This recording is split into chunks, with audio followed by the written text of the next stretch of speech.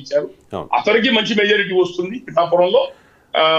And ఇంకొకటి ప్రచారంలో ఉంది. అదేంటంటే పిఠాపురం ప్రజలు క్రాస్ ఓటింగ్ పాల్పడ్డారు అని చెప్పి, క్రాస్ ఓటింగ్ చేశారు అని చెప్పి. ఎలా అంటే 2009లో ప్రజారాజ్యం పార్టీ తరపున పోటీ చేసి ఓడిపోయారు చలమలశెట్టి సునీల్. ఆ తర్వాత వైసీపీ నుంచి పోటీ చేసి ఓడిపోయారు. ఆ తర్వాత టీడీపీ నుంచి పోటీ చేసి ఓడిపోయారు. 4th టైం ఆయన అదృష్టాన్ని పరీక్షించుకుంటున్నారు కాబట్టి ఆ సింపతి ఒకటి.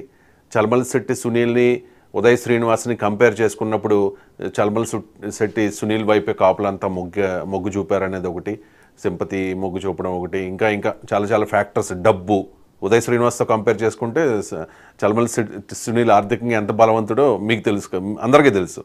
కాబట్టి అక్కడ క్రాస్ ఓటింగ్ చేశారు పిఠాపురం ప్రజలు. ఒకటి గ్లాస్కి ఇంక పార్లమెంట్కి వచ్చేసరికి ఫ్యాన్కి వేసారు అనేది ఒక ప్రచారం జరుగుతోంది. దీనిలో ఏదైనా వాస్తవం ఉందా? ఏం లేదండి. విషయం ఏంటంటే అది వాస్తవమే.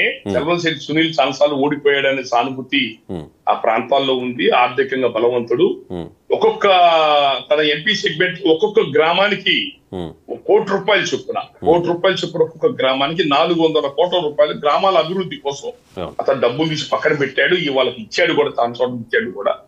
అంతా ఒక విధంగా ఆయనకు అనుకూలంగా ఉంటుంది. కానీ ఇక్కడ 2 ఫ్యాక్టర్లు చెప్పండి. ఇతర వైసీపీ పార్టీతో ఉండి ఆయన ఓడిపోయి ఏమన్నా నష్టపోయి ఇంట్లో కూర్చోాలా. వైసీపీ పార్టీ పెద్దలతో కలిసి జగన్మోహన్ రెడ్డి గారితో కలిసి వ్యాపారం, ఆ ఏరియాలో అనే ఫర్టిలైజర్స్ కంపెనీలు కానివ్వండి, అనేక ఇండస్ట్రీస్ కానీ కొనుక్కున్నారు. వేల కోట్ల వ్యాపారం చేశాడు కాకినాడ చుట్టుపక్కల. సో ఆయన నష్టపోయింది ఏం లేదు. ప్రజల్లో సానుభూతి ఉంటాయి.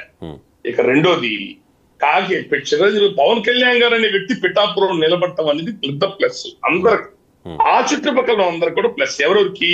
పిఠాపురం, కాకినాడ రూరల్, కాకినాడ సిటీ, పెద్దాపురం, జక్కంపేట, పత్తిపాడు, ఈ నియోజకవర్గాలంతా కూడా పవన్ కళ్యాణ్ ఇంపాక్ట్ పనిచేస్తుంది.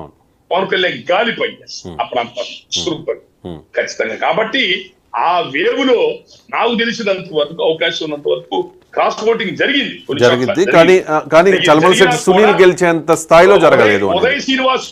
ఉదయ్ శ్రీనివాస్ సంబంధించి ఆర్థికంగా కొంచెం ఇబ్బందిగా ఉన్నాడని పవన్ కళ్యాణ్ గారు అవసరమైతే బాధ్యత తీసుకొని ప్రతి కాన్ఫరెన్స్ కి తన మనుషులు లేపి అవసరం తనే కొంత డబ్బులు మొబైలైజ్ చేసుకొని ఎంపీ సెగ్మెంట్ కూడా ఆయనే దగ్గరుండి మానిటర్ చేసి చూసుకున్నారు. నేను అక్కడ అబ్జర్వ్ చేశాను. పిఠాపురం వచ్చేటప్పటికి అబ్సల్యూట్ మెజారిటీ, అద్భుతమైన మెజారిటీతో పవన్ కళ్యాణ్ గారు బయటకు వస్తారు. అట్లాగే కాకినాడ ఎంపీ ఉదయ్ శ్రీనివాస్ కూడా పవన్ కళ్యాణ్ గారు ఆ ప్రాంతంలో నిలబడటం వల్ల 100% అడ్వాంటేజ్ ఉదయ్ శ్రీనివాస్ కే ఉంది.